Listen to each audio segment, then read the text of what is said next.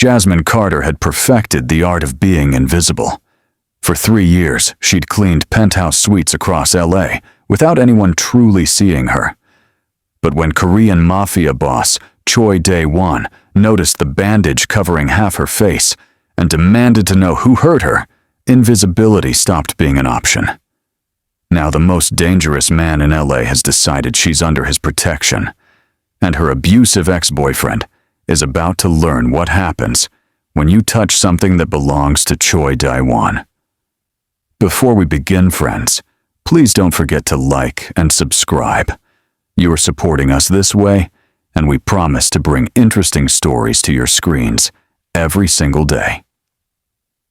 Jasmine Carter moved through the penthouse like a ghost. 6 a.m. The building was still quiet, most residents asleep. This was when she did her work, early, efficient, invisible. She'd learned years ago that rich people preferred their cleaning staff to be seen as little as possible. Like furniture, like air. Fine by her. Invisible was safe. She pushed her cart down the hallway of the luxury building's top floor, her shoulder aching where Devin had grabbed her last night. The bandage on her face, covering the cut his ring had left when he'd backhanded her, itched, but she didn't dare remove it. Just get through the day, she told herself. Get home to Maya. That's all that matters. Her 6-year-old daughter was everything. The reason Jasmine worked 3 cleaning jobs. The reason she'd stayed with Devin as long as she had. Because he'd threatened to call CPS, to claim she was unfit, to take Maya away. But last night had been the final straw. When Devin had raised his hand to Maya, something in Jasmine had snapped. She'd grabbed her daughter and run, spending the night at a women's shelter. Now she just needed to stay invisible long enough to figure out what came next. Jasmine reached the final penthouse on the floor, the one she'd been warned about on her first day. Mr. Choi's apartment, her supervisor had said nervously. Be quick, be quiet, don't disturb him, and for God's sake, don't ask questions about what you see. For 3 years, Jasmine had followed those rules perfectly. She'd seen the security cameras, the bulletproof windows, the safe room hidden behind a bookshelf. She'd cleaned blood off the marble floors twice and never asked why. She knew what Choi Dae-won was. Everyone in LA's Koreatown knew.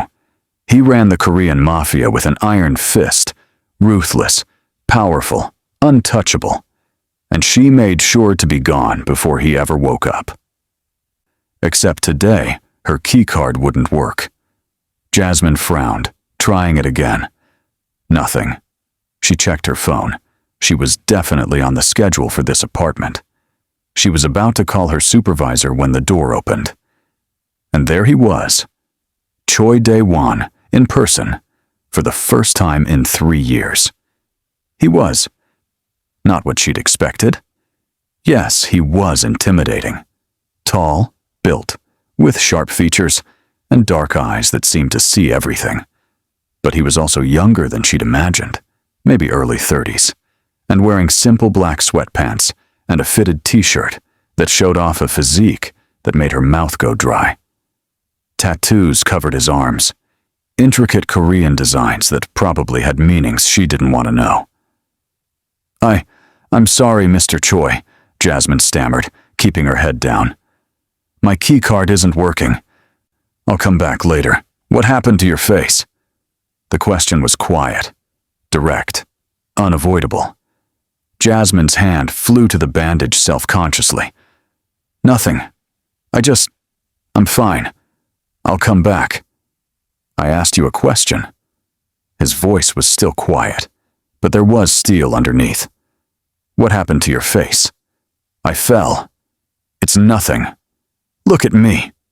Jasmine's training, her survival instincts, screamed at her to keep her head down. Stay invisible. Don't make eye contact with dangerous men. But something in his tone made her obey. She looked up. Dae-won's dark eyes locked onto hers, and for a moment, the world seemed to stop. Then his gaze moved to the bandage, and his expression hardened. That's not from a fall. That's from a fist. It wasn't a question. Who hit you? Mr. Choi, I really need to… Who? Hit.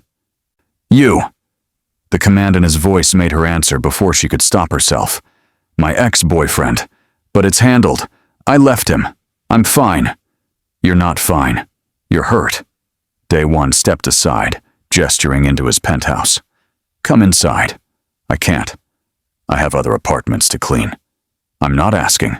Come inside. Now. Every instinct told Jasmine to run, but she looked into Daewon's eyes and saw something unexpected. Concern. Real, genuine concern. Against her better judgment, she walked inside. Daewon's penthouse was exactly what Jasmine expected. Expensive, modern, masculine. Floor-to-ceiling windows overlooking LA. Furniture that probably cost more than her yearly income. Sit, Daewon said, gesturing to the massive leather couch. I shouldn't. My uniform will get your furniture dirty. Sit. Down. Jasmine sat. Daewon disappeared into what she assumed was the bathroom, returning with a first aid kit. He knelt in front of her, and the sight of this dangerous, powerful man on his knees before her made Jasmine's breath catch. I'm going to remove the bandage. Tell me if I hurt you. You don't have to. I know I don't have to. I want to. His fingers were surprisingly gentle as he carefully peeled away the bandage. When he saw the cut, a nasty gash along her cheekbone, poorly cleaned and already showing signs of infection, his jaw tightened. This needs stitches. I can't afford. I'm taking you to my doctor. After we're done here, we're going to talk about why you thought coming to work with an infected wound was acceptable. I need the money. I don't care. Daewon's voice was firm but not cruel. You're hurt. That takes priority over cleaning my apartment. He worked in silence, cleaning the wound properly, applying antibiotic ointment, covering it with a fresh bandage. His touch was careful, professional, but Jasmine could feel the anger radiating from him. What's your name? He asked quietly. Jasmine. Jasmine Carter. Jasmine. He said it slowly, like he was testing how it felt. How long have you been cleaning my apartment? 3 years. 3 years. And in 3 years, I never knew your name. Something flickered in his eyes. That changes today. Mr. Choi. Daewon.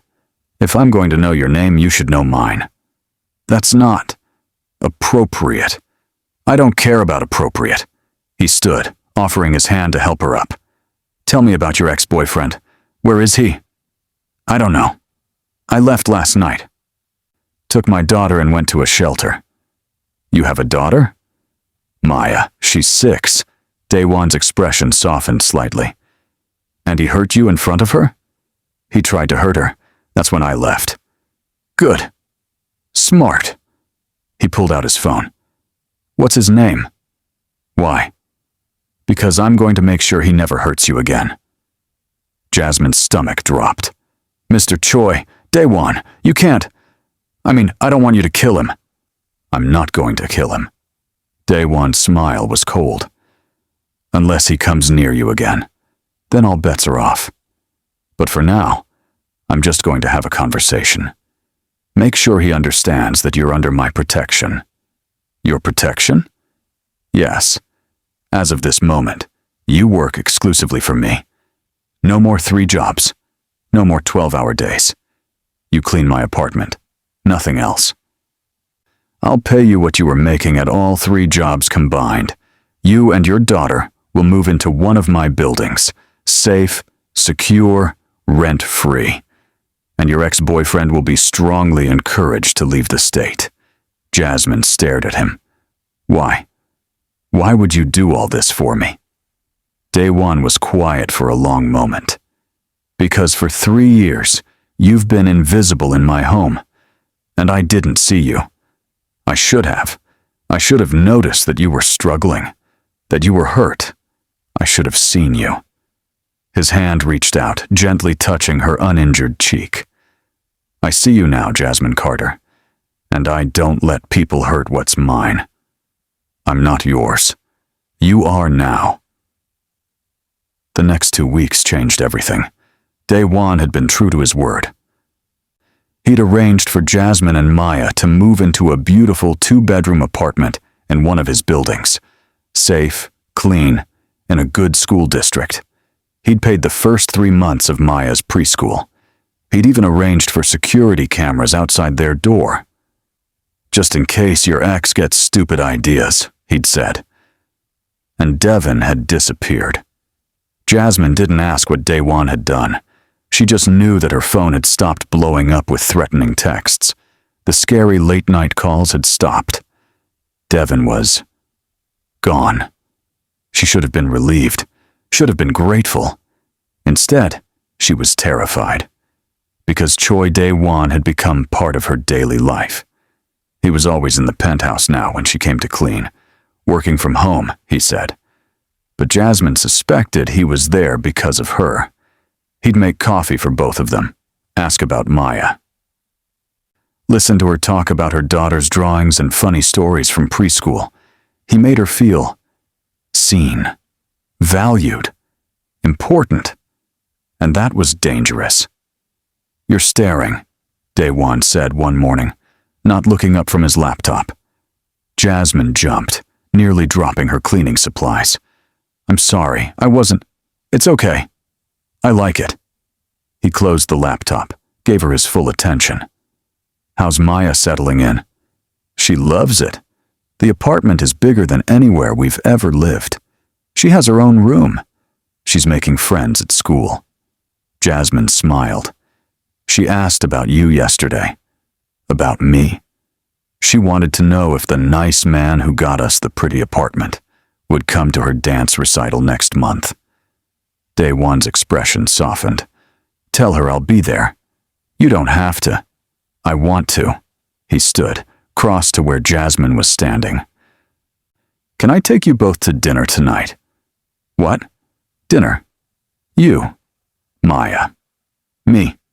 There's a good Korean-American fusion place that has amazing food for kids. That sounds like a date. It is a date. Jasmine's heart hammered. Mr. Choi, Daewon, you're my boss. You're you. I'm just... Don't. His voice was firm. Don't say just. You're not just anything. You're intelligent, strong, beautiful, an incredible mother. And I want to take you to dinner.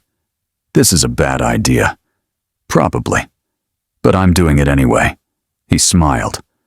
Unless you really don't want to. Then I'll back off. But if you're saying no because you think you're not good enough or because I'm too much for you, then I'm not accepting that answer. Jasmine looked into his eyes and saw something that terrified her. Sincerity. Real interest. Maybe even the beginning of something deeper. Okay, she whispered. Okay? Okay. Dinner. Tonight. But we're paying for our own meals. Absolutely not. Daewon, not negotiable. I asked you out. I'm paying. Accept the gift gracefully. Despite herself, Jasmine laughed. You're very bossy. I'm used to getting what I want. And right now, I want to take you and your daughter to dinner. That night, they went to the restaurant. Maya was shy at first, but Daewon won her over by ordering her favorite foods and listening intently to her rambling stories about her friends. He's nice, Mommy, Maya whispered, while Daewon was in the bathroom. Can he be my daddy? Jasmine's heart clenched. Baby, it doesn't work like that. But I like him, and he likes you. I can tell. When Daewon returned, he caught Jasmine's expression. Everything okay? Fine, just daughter things. But as they walked back to the car, Daewon took Jasmine's hand, and she didn't pull away. Over the next month, Daewon became part of their lives in ways Jasmine hadn't expected. He'd show up at Maya's preschool pickup, carrying her on his shoulders while she giggled. He'd bring groceries. I was at the store anyway. He'd fix things in their apartment. I have tools in the car. He was there. Constant. Reliable. Everything Devon had never been. And Jasmine was falling for him. It terrified her. "You're in love with him," her friend Keisha said one afternoon, at the shelter where Jasmine volunteered. "Girl, it's written all over your face. I can't be in love with him. He's rich, powerful, Korean. So what? He treats you right. Treats Maya like she's precious." "What's the problem?" "He's in the MAFIA, Keisha. He's dangerous." "Has he ever been dangerous to you?" "No, but nothing. That man looks at you like you hung the moon, and you look at him the same way. Stop overthinking and just be happy." That night, Daewon came over for dinner, a regular occurrence now. After Maya went to bed, they sat on the couch, a respectable distance between them. Except Daewon closed that distance. "I need to tell you something," he said quietly. Jasmine's stomach tightened.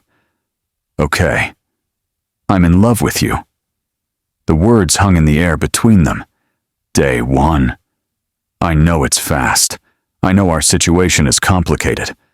But I've spent the last month and a half getting to know you. Really know you. And I'm in love with you, Jasmine. With your strength, your kindness, the way you love Maya. The way you see the world. I'm just a maid. Stop. You're not just anything." His hand cupped her face.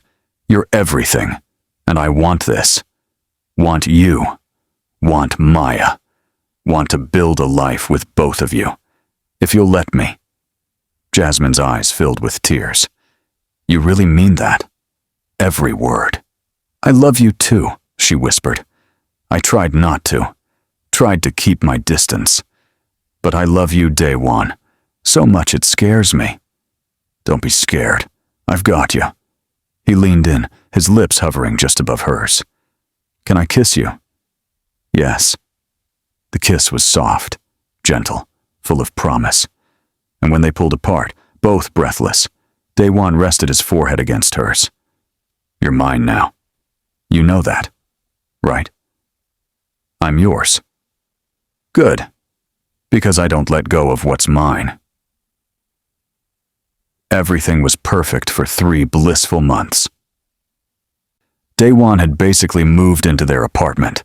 He'd wake up with them, have breakfast with Maya, kiss Jasmine goodbye before heading to his business meetings. Jasmine didn't ask questions about his work. She knew what he was, what he did. But he kept that world separate from their home, from Maya, until Devon came back. It happened at Maya's school. Jasmine was picking her daughter up when she saw him, standing across the street, watching. Her blood ran cold. She grabbed Maya's hand. "Come on, baby. We need to go. Now." "But Mommy." "Now! Maya!" They hurried to the car. Jasmine's hands shook so badly she could barely get the key in the ignition. Her phone buzzed. Unknown number. Against her better judgment, she answered. "Did you really think you could hide from me?" Devon's voice was slurred, drunk, angry. "Did you really think some rich Korean boyfriend could protect you? Stay away from us, Devon. You're mine, Jasmine. You and that brat. And I'm going to remind you of that. Real soon." The line went dead. Jasmine drove straight to Daewon's office building, security escorting her and Maya directly to his penthouse suite. The moment Daewon saw her face, he knew. What happened? "Devon. He was at Maya's school. He called me. He's coming for us." "Mommy, who's Devon?" Maya asked, confused and scared. Daewon knelt in front of her. "Maya, remember how we talked about safe places?" Maya nodded. "I need you to go with my friend Yuki. She's going to take you to the playroom and get you some ice cream. Can you do that for me?" "But Mommy..." "It's okay, baby," Jasmine said, trying to keep her voice steady. "Go with Yuki. I'll come get you in a little bit." After Maya was gone, Daewon pulled Jasmine into his arms. "Tell me everything." She did. The sighting at school, the phone call, the threats. Daewon's expression went cold. I thought I'd made myself clear to him. What did you do before? I had a conversation, explained that you were under my protection, gave him money to leave town. Clearly, he spent it on alcohol and delusions of courage instead. What are you going to do? Daewon's eyes were ice. I'm going to end this, permanently. Don't kill him, please. I don't want that on your conscience. He threatened you, threatened Maya. He doesn't get to live after that. Daewon. No. His voice was final. I've been patient. I've been merciful. He was given a chance to walk away. He chose to come back. That's on him. He pulled out his phone. Made a call in rapid Korean. When he hung up, he turned back to Jasmine. I'm handling this. Tonight. You and Maya are staying here under guard until it's done. I want to be there. Absolutely not. He's been terrorizing me for 2 years. I deserve to see him face the consequences. I deserve to look him in the eye and tell him he has no power over me anymore. Daewon studied her face. You're sure? I'm sure. Then you'll stay behind me at all times. You don't engage. You just watch. Agreed? Agreed. Part 6. Confrontation. 21:30. They found Devon at a bar in downtown LA. Drunk, belligerent. Exactly where Daewon's people said he'd be. Daewon walked in with 6 of his men. Jasmine stayed close behind him, her heart pounding. Devon saw them immediately. His face went white, then red with rage. There's my woman, he shouted, stumbling toward them. Come back to where you belong, Jasmine? She doesn't belong to you, Daewon said coldly. She never did. Who the hell do you think you are? I'm the man who's about to make you regret every moment of your worthless life. Daewon's men grabbed Devon, dragging him outside to an alley. Jasmine followed, her hands shaking, but her resolve firm. You think you can take her from me? Devon spat. She's nothing. A nobody. Why would someone like you want trash like her? Daewon's fist connected with Devon's face so fast, Jasmine barely saw it. Devon went down hard. That's for calling her trash. He hauled Devon up, hit him again. That's for putting your hands on her, again. That's for scaring her daughter. Daewon, Jasmine said quietly. Stop. He froze, looking back at her. I need to say something. Daewon stepped back, letting Jasmine approach. She stood in front of Devon, who was now bloody and whimpering on the ground. You told me I was worthless, Jasmine said, her voice steady. That I'd never do better than you. That no one would ever want me. Devon glared at her through swollen eyes. You were wrong, about all of it. Jasmine's voice grew stronger. I am worthy. I am valuable. And I found someone who sees that. Who treats me like I matter. Who loves my daughter like she's his own. She took a step closer. You have no power over me anymore, Devon. None. You're nothing to me now. Less than nothing. And after tonight, if you ever come near me or Maya again, she glanced at Daewon, you won't survive the consequences. Devon tried to speak, but Daewon's hand on his shoulder silenced him. You're leaving Los Angeles, Daewon said quietly. Tonight. My men are driving you to the airport. You're getting on a plane to Florida. You're never coming back. If you do, if you even think about Jasmine or Maya, I'll know, and I'll finish what I started tonight. Understand? Devon nodded frantically. Good. Get him out of my sight. His men dragged Devon away. The moment he was gone, Jasmine's legs gave out. Daewon caught her, pulling her into his arms. I've got you. You're safe. He's gone. Forever. I was so scared. I know. But you were so brave, baby. So strong. I'm so proud of you. Jasmine buried her face in his chest and let herself cry. For the first time in years, they were tears of relief. Jasmine stood in the kitchen of the house Daewon had bought them, A beautiful place with a yard where Maya could play. A year. A whole year since that night in the alley. A year of peace, of happiness, of building a life with the man she loved. "Mommy, Daddy's home!" Maya's voice rang out from the living room. Daddy. She'd started calling Dae-won that 6 months ago. He'd cried the first time. Actually cried. Dae-won appeared in the kitchen doorway, Maya riding on his shoulders, both of them laughing. "How are my girls?" he asked, setting Maya down so he could pull Jasmine into his arms. "Good. Dinner's almost ready." "It smells amazing." He kissed her softly. "How was your day?" "Good. The shelter loved the donations you arranged, and I signed up for those business classes you suggested." "That's my brilliant woman." He kissed her again. "I'm so proud of you." After dinner, after Maya was asleep, they sat on the back porch together. "I have something for you," Dae-won said quietly. He pulled out a small velvet box. Jasmine's heart stopped. "Dae-won, I know we've talked about this, about waiting, about making sure Maya was comfortable with everything. But Jasmine," he opened the box, revealing a stunning diamond ring. "I don't want to wait anymore. I want you to be my wife. I want to adopt Maya officially.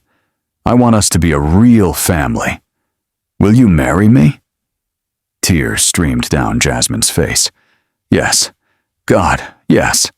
He slipped the ring on her finger, then kissed her deeply. "I love you," he murmured. "My beautiful, strong, incredible woman. I love you too. Thank you for seeing me, for making me visible. You were always visible, baby. I was just blind. But I see you now, and I'm never looking away again." 6 months later, they married in a small ceremony. Maya was the flower girl, beaming in her white dress. Keisha was maid of honor, and Dae-won's closest men stood as groomsmen. When they exchanged vows, Dae-won added something that wasn't in the script. "Jasmine Carter, you came into my life as a ghost, invisible, trying so hard not to be seen. But I see you. I've always seen you. And I promise to spend every day of my life making sure you know how visible, how valuable, how precious you are. You're my heart, my home, my everything." There wasn't a dry eye in the room. After the ceremony, as they danced their first dance as husband and wife, Jasmine whispered, "How did I get so lucky?" "You didn't get lucky.